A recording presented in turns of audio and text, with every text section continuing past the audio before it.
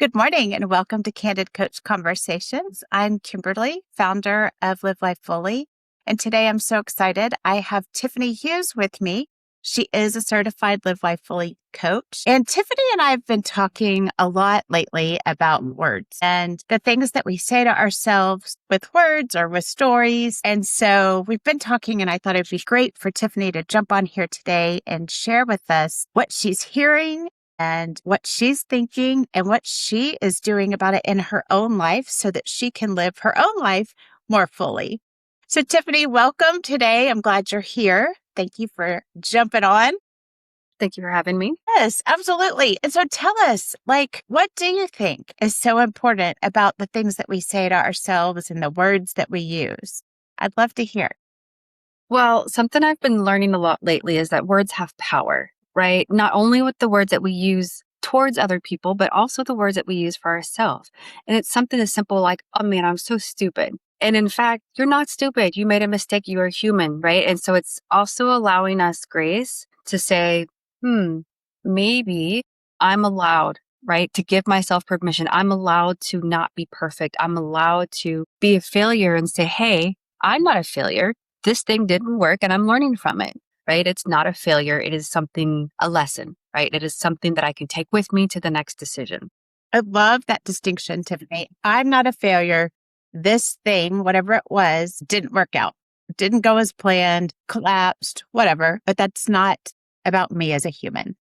Yes. Yeah. Well, it is about you as a human. It's just not who you are as a human. Beautiful. Right? Because you are human. And so you get to make mistakes. We have free will. We get to try things out. Nothing happened overnight on the first attempt. I mean, I don't think it did. I mean, most things have come through a series of experiences and experiments. So one of the things that I work with a lot with the people that sit on the couch in front of me or on the phone in Zoom is how do we talk to ourselves and then the power of words. And one of my favorite things that I'm using right now, or one of the words that really makes me cringe is I can't. Yes. I can't do this. I don't have time for this, or it's the I can't thing. And I get where it's coming from but it also feels very defeatist. And I will often correct it in the moment. Let's reword that. I don't want to. I don't have to. I'm choosing, right? Because I want to take ownership. I want everybody to take ownership of their time, their energy, and what they're meaning. I love the old adage of fake it till you make it. And I know a lot of people really hate that because on-the-job training is part of on-the-job training. And you don't know everything and it's okay. I know a lot of times people use it as like, oh, yeah, he's some joker coming in trying to do this job. Isn't that how we all are? We're all jokers starting up something until you're not. Right. Exactly. And that's how you get better. But it's the power that you give it. So when someone says, I can't, I said, let's say that a different way, right? I can't clean the house. Okay. It sounds like you're not prioritizing cleaning the house. It sounds like you're choosing not to clean the house at this moment because other things might have greater priority. Yeah, I like to call this competing interest. Yes, I've heard you say that. Yes, it is because it is important, right? Cleaning the house is to some folks very, very important, right? Is it more important than your health, right? Is it more important than family time, right? And you get to choose how important is this. And that's something that I hear all the time. People regret. I've heard so many people regretting I put too much energy into making sure the house was perfect and that the dinner was perfect, that they didn't take time with their family. Right. So that's a big one. There are other words, especially a lot of the self-deprecating. I think self-deprecation can be really funny as a uncomfortable way of expressing your thoughts. People who have a lot of chronic illness says, I'm just sick again. Oh, well, it sounds like you're experiencing something that requires a lot more from you. And it's saying, well, I didn't think about it that way, right? Someone is always tired. Are you always tired or are you healing? I know that sounds kind of euphemistic, but I would rather live in the world of positive euphemisms than a world of constantly being pessimistic or negative. Yeah. And I love that you brought that up, Tiffanie, for the example you gave of I am tired. And the more we say that, and I've talked about this probably so much, the words that we say is what our brain, because y'all, our brain is always listening. And so what we say, that's what our brain hears and starts believing. So I am tired. That's like saying that's your name. It goes back to like, I am sorry. My name is Kimberly.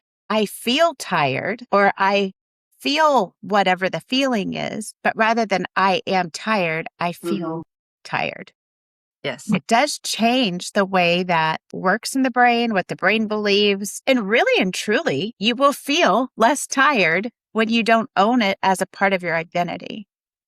Yes. It's amazing. And I think that's part of the kind of fake it till you make it, right? It's one of those have the days that you deserve or have the days that you want. And I can have feelings, right? I can feel tired. I can feel drained. I can feel this. However, is it possible for me to give myself again the grace and permission to say, and I am feeling tired and I'm going to do it anyways. I'm going to conquer the world and conquer the day. Or maybe I'm just going to brush my teeth, right? And I think that's another one, right? It's giving yourself permission to take a break. It's giving yourself permission that not everything has to be perfect, right? What does that look like? And how are we talking about that, right? If you have your long laundry list of things to do, what can you do, right? What can't you do?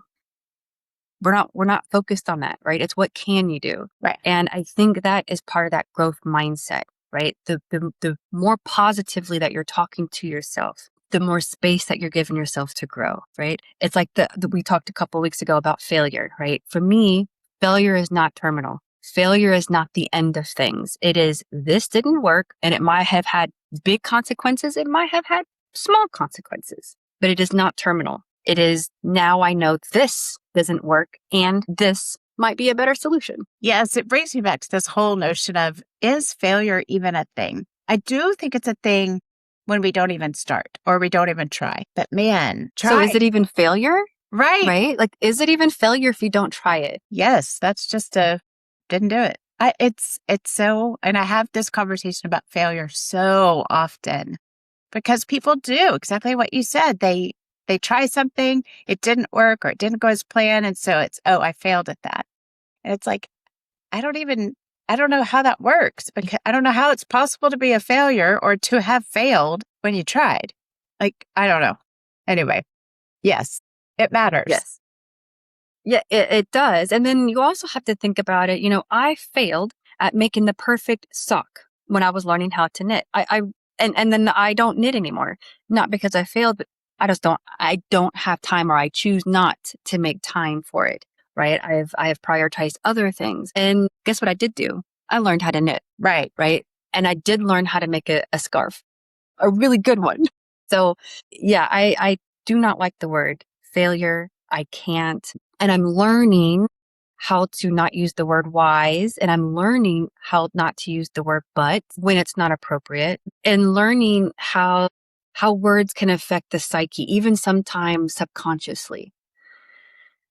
You know, I had a story once with my sister. I was talking with my sister once, and she is in her 30s and starting a new journey in life, a healing process. And I trying to encourage her to look into coaching, because I think this is the language that's going to be better suited for her, into the more positive and growth mindset. Right. I do think she has some healing to do, and she is very ambitious, right? She has big ideas and big goals. But one of the things that I learned with her is that the word safe is not safe. Mm. And, you know, as a trauma-informed therapist as well, you have to be very careful of the kinds of words that you're not triggering your client into a negative headspace. And what I'm learning with EMDR training and everything as well is the word calm or peace, right? Peace is something that is achievable. Calm is something that is achievable. So when we think about safe, or we think about happy, right? Happy and safe require external environments to be just so, right? The external stimulus or elements are expected in order to achieve happiness and safe. Mm. But what is not required is calm and peace, right? These are things we can do in a crowded subway, right? If you choose to, but you have to learn it. You have to practice it. And this is something I try to use as well both in coaching and as a therapist.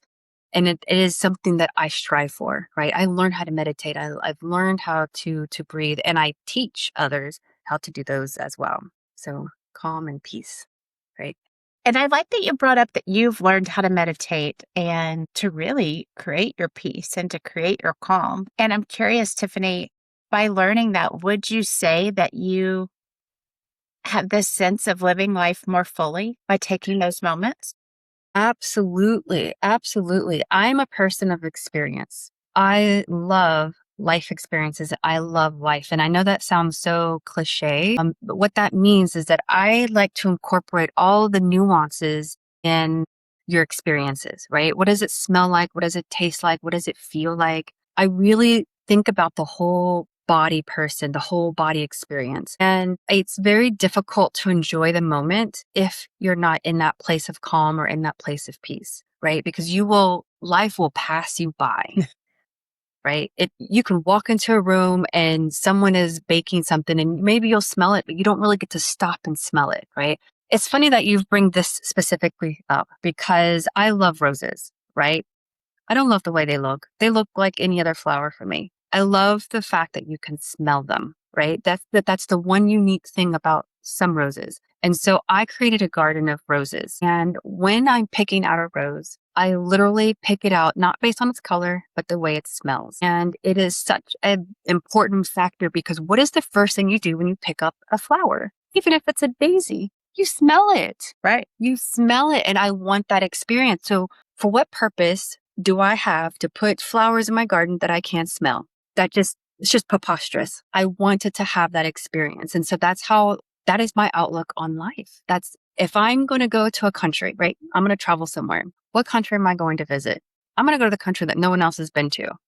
That's untainted, that is a little bit more raw, a little bit more authentic, that is not catering to the tourist because I want to experience it in its full depth as much as I possibly can. So yes, I picked Estonia over going to Hungary, for instance. Right. It's those kinds of experiences. But what it comes back to, what is it that I'm telling myself about that? Exactly. Right? Because what is important to me is the experience, right? What am I getting out of this? And I think that's why I like the coaching language so much. And something I, had a conversation with you. It's not about the obstacles, right? It's also about pushing forward. Right. Right. Obstacles gone, vanished. Obstacles are just a made up thing that I've created in order to tell myself I can't. Right. Oh, Exactly. we don't do that, right? I can do it. I will prioritize. I'm going to. And this is what it looks like. Yeah, so good. So good. So if you were going to give people, okay, so a couple of things you really did mention today are the I can'ts. I made some notes. The I can'ts, the I'm stupid, the I'm tired, and changing the words from the I can't to I choose or I will not, really owning it. And then the I'm stupid, well, that's not even true because that's not anybody's name. And if it is somebody's name, go to the courthouse, get a name change because that is not Right. acceptable. Gosh. And so instead of I'm stupid, what is the replacement for that, in your opinion? I mean, I think it depends on what it is that they're trying to claim. Okay. In EMDR, we talk a lot about negative cognitions, right? It's the thing that we believe about ourselves because bad things have happened. Mm-hmm. And so this is, I am unloved. I am not capable. I am all these things, right? That's the negative cognition. And our job as therapists is to change that cognition. However, you don't have to be an EMDR client of mine in order to get that kind of speech. I am going to help you change that language. Are you stupid? What does stupid look like? Describe to me what stupid. Well, I didn't know. So you were misinformed or didn't know yet. Doesn't mean that you don't get to learn it or you don't get to know it. And I think that is kind of how I would change it. So if someone just said, "Oh, I'm just so stupid," oh, really? Who are you now? Right. And I would also question them. How do they feel when their kids say that or when their friends say that? Does that sound true? Okay. So you flip it around to using what Brendan Burchard would call that role model mindset to, would that be acceptable for your children to continue to say over and over? Or a loved one, not even your children, anybody. Yes, Really. anybody. Yeah. Yes, I mean your sister, your brother, your colleague, Yes. right? The other thing I like about switching the I'm stupid is because what I'm hearing when people say things like that is, dang, I wish I would have done that differently. And not making it about the person, or even flipping it to, well, that didn't work out. I think I'll do it differently next time, or next time I will XYZ. And Yes. going back to the I'm tired, really saying I feel tired and not owning it as that's who you are as a person. Yeah. And I also want to be careful that, when you're dealing with people who have chronic pain, right? Chronic illness and things like this, these things can debilitate you at times. And Absolutely. I think that you can say that, right? Today, this is my limit. These are the things that could limit me. Today, I need to really focus on my health. But at the end of the day, you also need to look at the reasons for being tired or the reasons for Sure. not feeling good. Right. And are those things holding you back? Or are there things in your life that need to be addressed? Like hormones. I work with a lot of women who are going through perimenopause and menopause, and these are real things that happen and can feel debilitating. Right. Is it going to stop you? Or are you addressing it? And that's something that you can really have a really great job of doing when you're talking with me as a coach is, okay, now what? Right? So when can you achieve these things? And you hold accountability. And that's a big one, right? So if you fail, if you are stupid, if you are tired, right? How are you holding those things accountable for yourself? I'm going to learn more. I'm going to work on my health. I'm going to do the things that I can to get myself out of that place. So it is about finding meaning and that way forward with the growth mindset. That's what I'm hearing from you. It's finding new meaning and the way forward, growth mindset to experience life and live life more fully. And what I think about is with more joy and with more excitement for the day ahead. Yes.